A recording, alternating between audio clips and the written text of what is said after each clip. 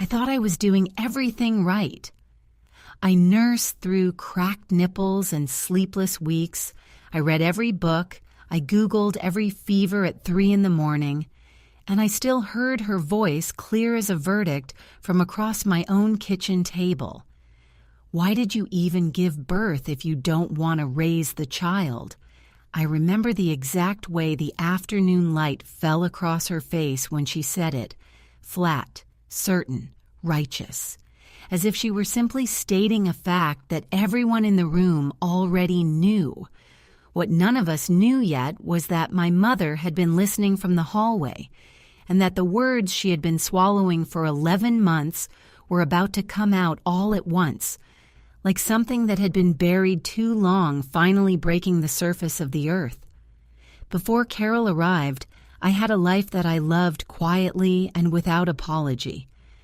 My name is Sarah Malone, née Whitfield, and the year my daughter Lily was born was the year I was 31, working as a senior project coordinator for a mid-sized architecture firm, living in the house that my grandmother had left me when she passed. A pale yellow Craftsman on Birchwood Lane with a wraparound porch, original hardwood floors the color of dark honey, and a kitchen that smelled of whatever herbs I had, growing in the clay pots on the windowsill. Basil, thyme, rosemary, sometimes lemon verbena that I'd brush with my fingers just to carry the scent around the room with me. It wasn't a grand house. It wasn't the kind of house that made people stop their cars. But it was mine in a way that very few things in my life had ever been mine, and I understood its value with a clarity that I think people only have when they've lost something else first. My mother, Linda Whitfield, had raised me alone after my father left when I was 7. And she'd done it in a series of rented apartments where the walls were always slightly the wrong color and the closets never quite closed. When my grandmother left me the house on Birchwood Lane, my mother cried in a way I hadn't seen since my childhood. Not sad tears, but something older and more relieved, like a woman who had finally been told that everything she'd worked for had mattered. Daniel Malone was the man I married at 28, 3 years before Lily was born. He was tall and easy-smiling and worked in commercial insurance, and when we first started dating, he had a lightness to him that I mistook, I think, for steadiness. He brought me coffee in the mornings before I asked. He remembered that I hated cilantro and that I needed the window cracked even in winter. He told me I was the most capable person he'd ever met, and when he said it, I believed him, because he said it the way you say things you mean, quietly, without performance, almost reluctantly, like you're surrendering a secret. We got married in September, in my grandmother's garden behind the house on Birchwood Lane, with 30 people in string lights and my mother's lemon cake on a table covered in white linen. It was the happiest day of my life, and I want to say that clearly, because everything that came after has a way of smearing backward over the good things, and I refuse to let it do that. That day was real. That man existed. I just didn't yet know all of him. Carol Malone, my mother-in-law, I had met perhaps a dozen times before the wedding. She lived 4 hours away in Claremont, visited twice a year, and maintained a careful and practiced warmth that I, in those early years, accepted at face value. She was a small woman with silver hair she wore in a smooth chignon, and she always smelled of a heavy floral perfume that I later came to associate with the particular dread of her arrival. Gardenias over something synthetic, sweet in a way that was slightly too much. She brought gifts she chose with precision, a cashmere scarf in exactly the wrong shade of blue, a cookbook from a cuisine I'd mentioned once in passing, a set of linen napkins monogrammed with my initials. Each gift said, "I am paying attention." Each gift also said, underneath, "You owe me for this attention." At the time, I told myself I was being ungenerous.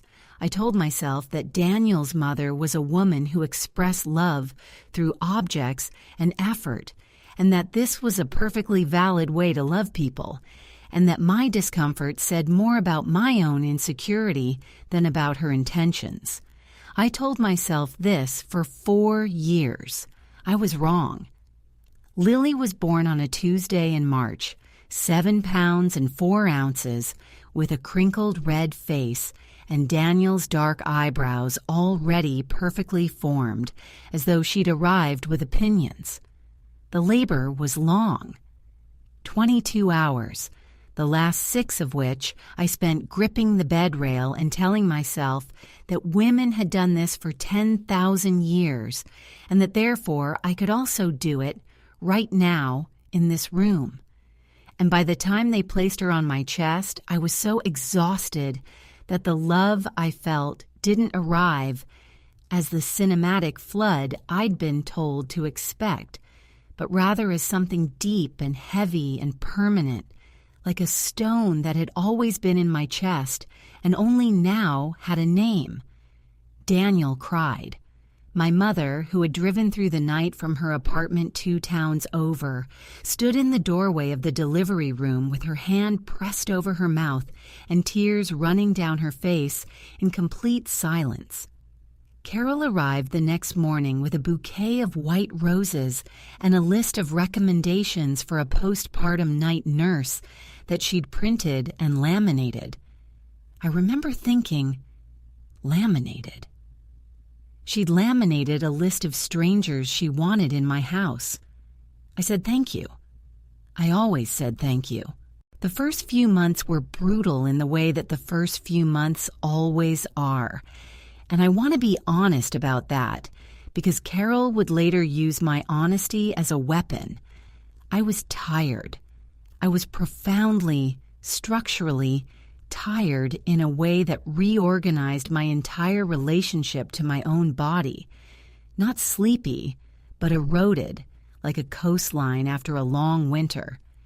I was breastfeeding on demand, which meant I was awake every 2 to 3 hours through the night.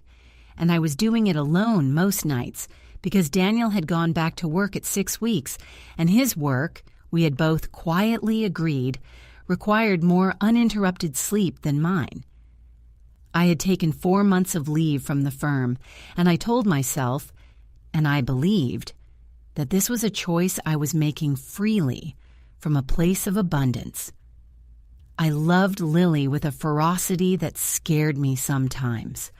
I loved the smell of her neck and the weight of her on my shoulder, and the way she startled herself awake with her own tiny hands and then looked baffled, as if betrayed by her own body. I loved her. I was also struggling, and those 2 things existed side by side without contradiction, and I thought that was normal, because it is normal, and the only people who will tell you otherwise are people who have never done it, or people who have done it and forgotten, which is the brain's small mercy. Carol's visits became more frequent after Lily was born. Before, twice a year. After, once a month. Then every 3 weeks. Then, by the time Lily was 4 months old, every other weekend. Each visit followed the same choreography. She would arrive on Friday evening with a bag that was slightly too large for a 2-night stay, walk through my front door with the proprietary ease of someone entering their own home, set her bag down in the guest room, and then proceed directly to wherever Lily was, bypassing me and Daniel both, lifting my daughter out of whatever I'd had her in, the bassinet, the bouncer, my own arms, and carrying her to the rocking chair in the corner of the nursery where she would sit for the remainder of the evening, talking to Lily in a low murmur that I couldn't quite make out from the kitchen. Daniel would watch me watch his mother and say, with the tone of a man who knew he was navigating a minefield, "She just loves her so much, Sarah." And I would say, "I know," because I did know. But love and boundary violations are not mutually exclusive, and knowing that someone loves your child doesn't mean you have to surrender your home to them every other weekend. The comments began small, the way they always do. The first one came when Lily was 6 weeks old. I was nursing in the living room, something I did openly without a cover, because Lily screamed under a cover, and I had decided that my comfort in my own home outweighed my mother-in-law's potential discomfort. And Carol walked in, sat across from me, and said, after a moment, "You know, Daniel was on formula by 4 weeks, and he turned out perfectly fine." I said nothing. I kept my eyes on Lily's face. Carol crossed her legs, smoothed her slacks, and added, "I'm just saying, you don't have to exhaust yourself. There are other options." I smiled. I said, "I'm fine, Carol. Thank you." She looked at me the way she always looked at me when she thought I was being foolish, a very small flicker behind her eyes, quick and assessing, and then gone. That was the first one. The second came a month later, when she arrived for a weekend visit and found me feeding Lily a puree I'd made from scratch, sweet potato and butternut squash, which I'd steamed and blended and portioned into small silicone containers in the freezer. Lily was just starting solids, 4.5 months, and Carol picked up one of the containers, turned it over, examined it, and said, "You know, store-bought is made to have exactly the right nutrients. Homemade is a lot of effort for something that isn't necessarily better." I said I enjoyed making it. She set the container down and said, "Of course you do." That was the second one.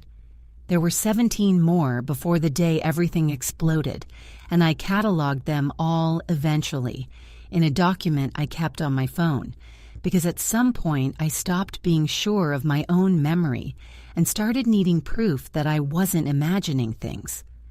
The clearest pattern I noticed by the time Lily was 8 months old was that every comment Carol made followed the same structure: a surface layer of reasonableness, a statistic, a reference to Daniel's childhood, a vague appeal to what the research says, and beneath it, always the same message: you are doing this wrong. You are not the right kind of mother. You are failing her. She never said those things directly. She was far too careful for that. But they were there, in every conversation, the way a structural beam is there inside a wall, invisible, load-bearing, essential to the entire architecture of the thing. By the time Lily was 9 months old, I had stopped looking forward to weekends. That sentence still costs me something to write, because I had always loved weekends. The slow Saturday mornings with coffee and the newspaper folded on the kitchen table, Daniel reading beside me, Lily and the bouncer between us making the particular sound she made when she was content, a low, tuneful hum that I can still hear if I close my eyes. Those mornings had existed. They had been real. But Carol's visits had colonized the weekends so thoroughly that by September I had started dreading Friday afternoons, feeling a low, familiar tightening in my chest around 4 o'clock as I watched the clock and knew that within 2 hours a car would pull into my driveway, and I would stand at my own front door and smile and say, "Carol, so good to see you," and mean none of it.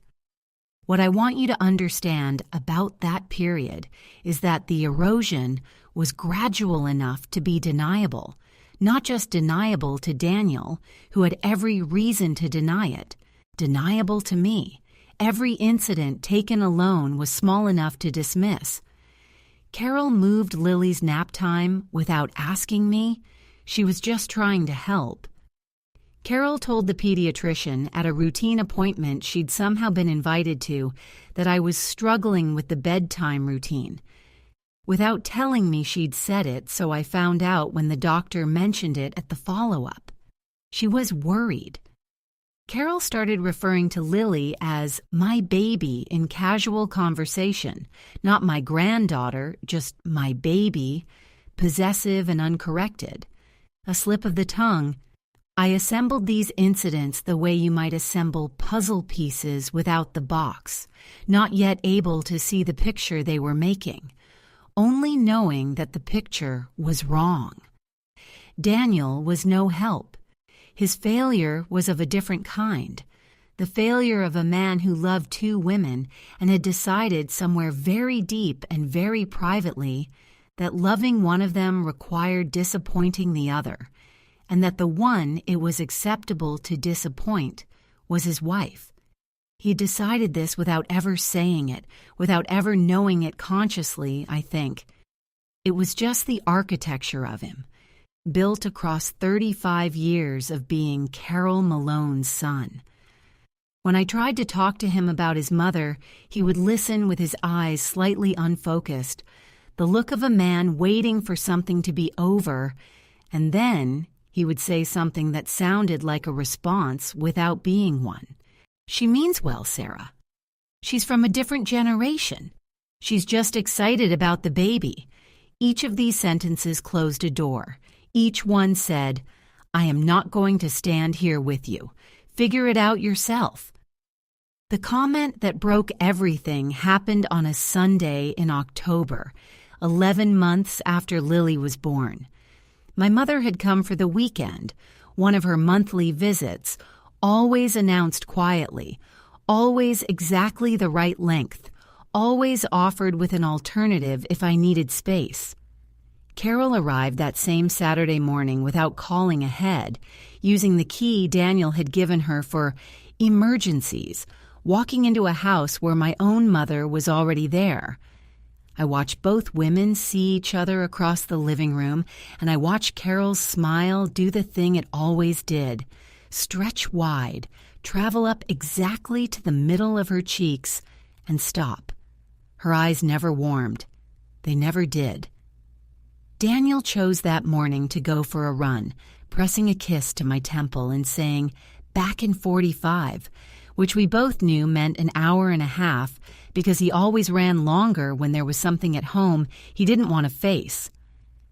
I watched him leave through the kitchen window, his figure shrinking down the sidewalk, and I felt something that wasn't quite anger yet, something more like recognition, cold and clear. He knows. He knows what he's leaving me with, and he's leaving anyway. Lily had been fussy since morning, cutting her first molars, running the particular low-grade fever that doesn't require medicine but makes everything harder. I had been up with her twice in the night, and by mid-morning I was settled in the nursery trying to rock her to sleep, curtains drawn, white noise running, when Carol appeared in the doorway. "She doesn't look sleepy," Carol said. "She is," I said.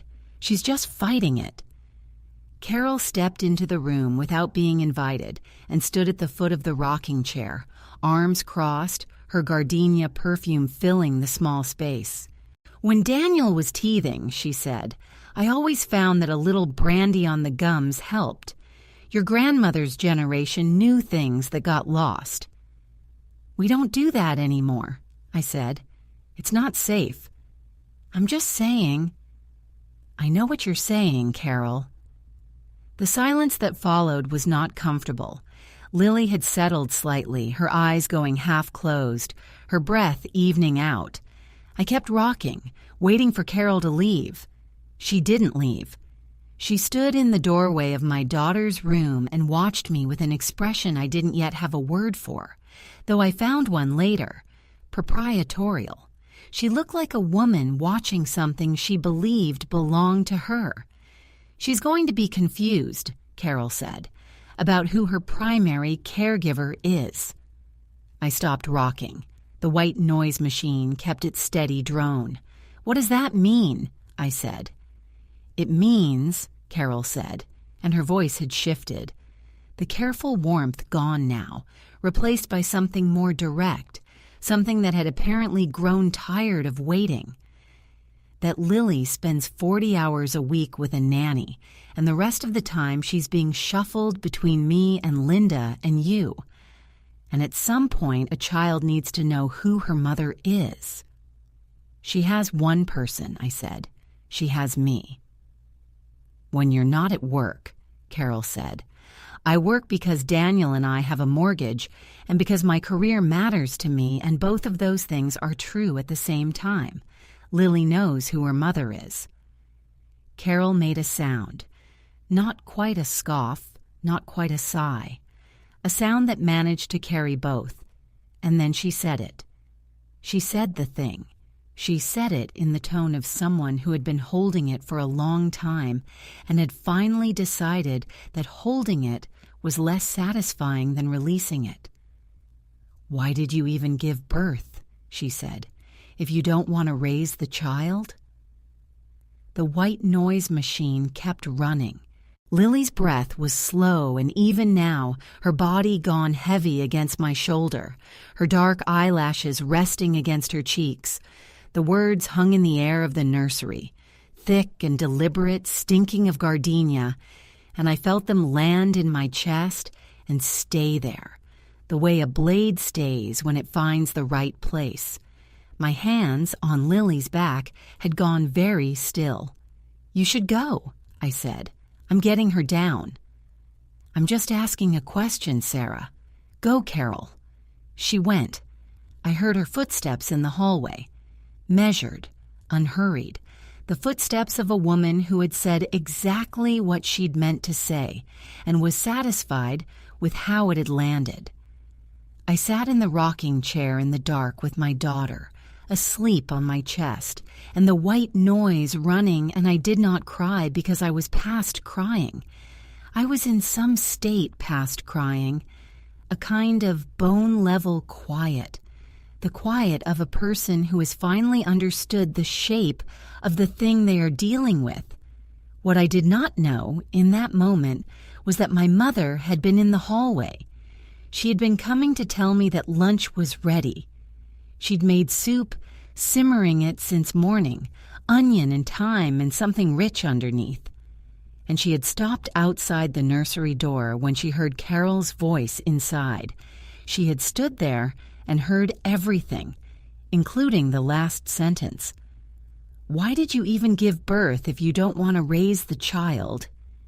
She had heard that sentence in my hallway, and something in her, something that had been quiet and restrained and deferential for 11 months, for the entirety of Lily's life, for every visit and every careful diplomatic silence she had maintained in the interest of my peace. Something in my mother had arrived at the end of itself. She was in the kitchen when I came out of the nursery, 20 minutes later, Lily still asleep on my shoulder. The soup was on the stove. Carol was at the kitchen table with a cup of tea and her phone, scrolling with the practiced calm of a woman who had not just gutted her daughter-in-law in the next room. My mother was at the counter with her back to both of us, and I could see, even from across the kitchen, that her shoulders were held in a particular way. Straight and high and controlled, the posture of someone using every available muscle to remain still. I recognized that posture. I had grown up watching it. It was the posture my mother wore when she was deciding whether to say something or swallow it. I watched her decide. She turned around slowly. She set down the ladle. She looked at Carol with the calm, level gaze of a woman who has run out of reasons to be polite, and she said in a voice I had not heard from her since I was a child, "I need you to explain to me what you just said to my daughter." Carol looked up from her phone. "Excuse me?" "In the nursery," my mother said. "I heard you. I need you to say it again, to my face, so I'm sure I understood correctly." The kitchen was very quiet. The soup made small, bubbling sounds on the stove. I stood in the doorway with Lily on my shoulder and felt the air change, felt it shift and pressurize, the way air shifts before a storm, when the light goes yellow and the birds go silent and the world holds its breath for what is coming. Part 3. Carol set her phone down with deliberate slowness, the kind of movement that buys time while pretending not to. The tea in her cup had gone cold, sending up a faint steam that curled toward the ceiling like a question mark no one wanted to answer. My mother stood rooted at the counter, her hands gripping the edge of the granite so tightly that her knuckles gleamed white against her skin, and I could see the effort it took her to hold that position. The controlled stillness of a woman who had spent decades learning how to contain her anger, how to fold it away into the smallest possible space so it wouldn't spill over into the lives of the people she loved. I shifted Lily on my shoulder, her small body warm and heavy against me, and felt my pulse hammering in my throat, a dull, insistent thud that matched the bubbling of the soup on the stove. The kitchen light slanted across Carol's face, catching the fine lines around her mouth, and for a moment she looked almost surprised, not by what she'd said, but by the fact that someone had finally called her on it. "What exactly did you hear?" Carol asked, her voice smooth as polished glass, the kind that cuts without warning. She tilted her head slightly, as if my mother were the one who had misunderstood something perfectly clear. "I heard," my mother said, each word measured and heavy, landing like stones in still water. "You questioned my daughter's fitness as a mother, in her own home, to her face, while she was holding her child." Carol let out a small laugh. Not loud, not mocking exactly, but the kind of laugh that dismisses everything before it. "Linda, I was giving advice. Constructive advice. Sarah works full-time. Lily's with a nanny most days. These are facts. Children need stability. I was raised to speak plainly, not to tiptoe around difficult truths." She glanced at me then, her eyes flicking over Lily's sleeping form as if measuring something. "Sarah knows I only want what's best for my granddaughter." My mother's gaze didn't waver. "Best for her or best for you? Because from where I stood, it sounded like you were telling her she had no business being a mother at all." The air in the kitchen thickened, pressing against my skin like humidity before a thunderstorm.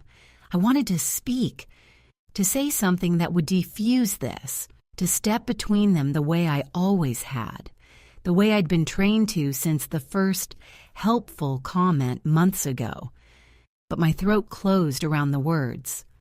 Lily stirred slightly, her tiny fist curling against my collarbone, and that small movement anchored me. I stayed silent. I watched. Carol straightened in her chair, her posture shifting from defensive to regal, the way it did when she felt cornered. "I've been here every weekend," she said. "I've changed diapers when Sarah was at work. I've walked the floor at night when Lily cried. Daniel told me himself. Sarah struggles. She's exhausted.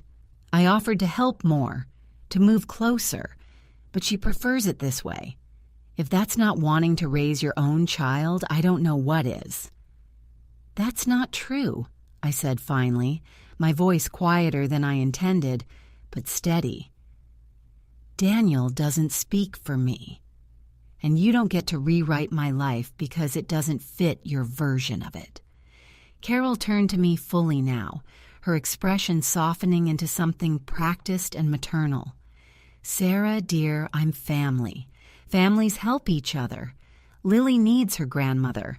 Not just visits, but real involvement. You're spread so thin. Let me take some of the load." My mother made a sound then, low and sharp like the crack of a branch underfoot. "She doesn't need you deciding her load or her worth. You don't get to humiliate my daughter in her own nursery and then play the saint."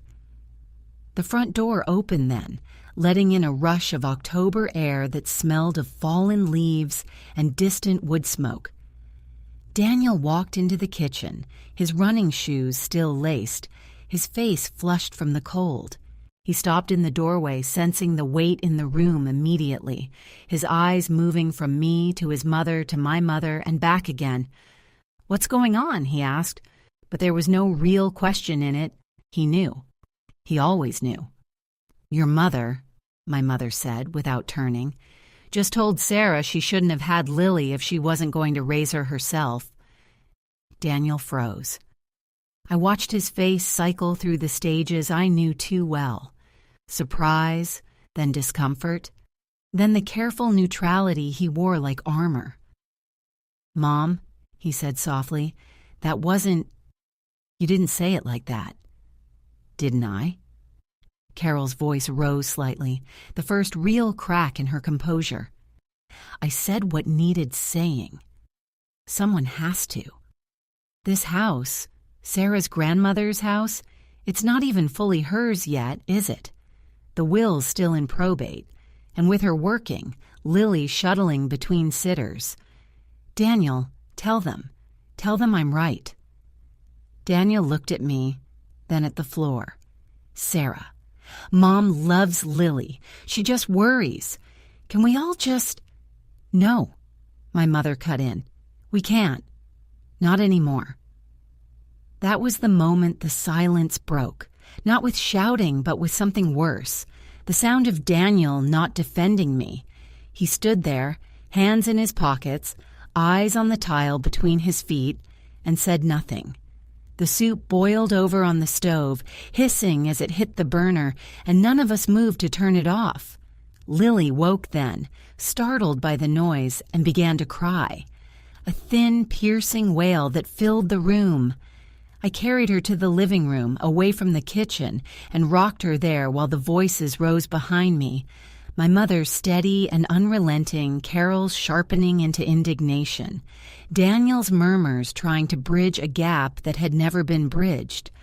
I sat on the couch with Lily nursing, her cries softening into gulps and sighs, and that's when I saw it.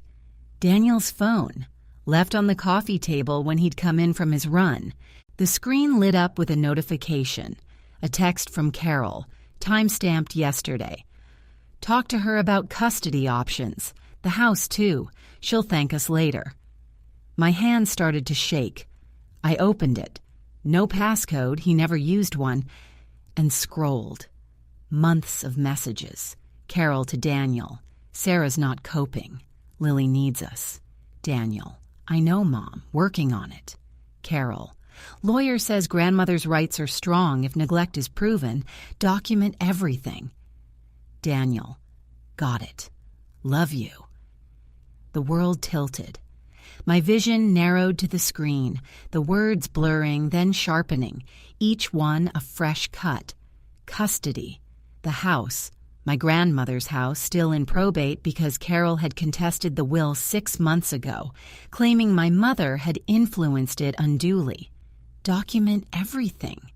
Daniel hadn't just been silent. He'd been complicit. Planning. I laid Lily in her playpen, still half asleep, and walked back to the kitchen. They were still arguing.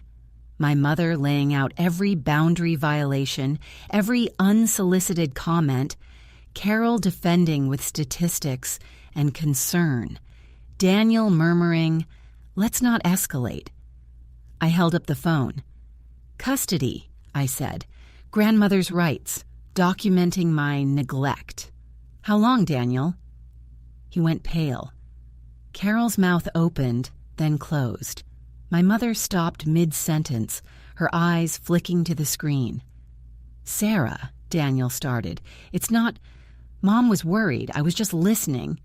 "You were planning," I said. My voice was ice now. The hot rage burned away to something colder, sharper. "With your mother, against me, against Lily." Carol stood. "Sarah, you're overreacting. We're family. This stays in the family." "No," I said. "It ends here." That night, after Carol left, Stormed out, really, slamming the door hard enough to rattle the windows. Daniel and I fought in whispers while Lily slept. He cried. He begged. I didn't mean it. Mom pushed. I love you. But the texts were there, irrefutable. The will contest. The pediatrician notes Carol had somehow accessed. The lawyer's name. Hers, not ours. By morning, I'd called my own lawyer, the one who'd handled Grandma's estate. Probate manipulation, he said. Contest the contest? And custody? Grandparents have no automatic rights here without abuse proven, which this isn't. My mother stayed, packing Carol's forgotten things into a box by the door. You deserve better, she said quietly. Always have. The next twist came a week later. I found the folder, Daniel's desk drawer buried under insurance papers, emails printed out, Carol to a family mediator, outlining a plan. Step 1, document Sarah's instability. Step 2, petition for visitation expansion. Step 3, leverage house equity for Lily's trust. Daniel's notes in the margins. Agree on 2, Mom handles lawyer. And the worst, a custody questionnaire, half filled with my nights alone with Lily circled as concern areas. Daniel's handwriting. I confronted him that night, folder in hand. He crumpled.